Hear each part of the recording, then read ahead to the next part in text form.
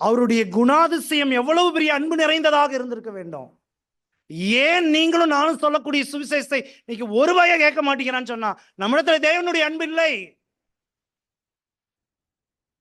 ஒருத்தர் ரட்சிக்கப்பட மாட்டேங்கிறாங்கன்னு சொன்னா தேவனுடைய அன்பு இல்லை.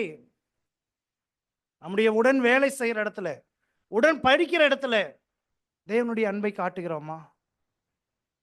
அவன் எனக்கு இப்படி பண்ணிட்டான், அவனை நான் எப்படி பண்றேன்னு பார். ஒரு சகோதரன் என்கிட்ட சொன்னானா, இப்படி எல்லாம் பேசலைன்னா நம்ம தலையில மிளகா அரைச்சிருவாங்கண்ணா. தம்பி உற்று, நான் சொன்னேன், தம்பி உற்று, ஆண்டவர் பார்த்துக்குவார். கர்த்தர் உனக்காக யுத்தம் செய்வார். நீ அன்பு காட்டினீனா, நீ அன்பு காட்டினீனா. என்னுடைய வேலை தளத்துல அப்படிப்பட்ட பல நிகழ்வுகள் நடந்தது. ஆனால் தேவன் என்னை அன்பு காட்டும்படி கிருபை செய்தார். எனக்கு தீமை செய்த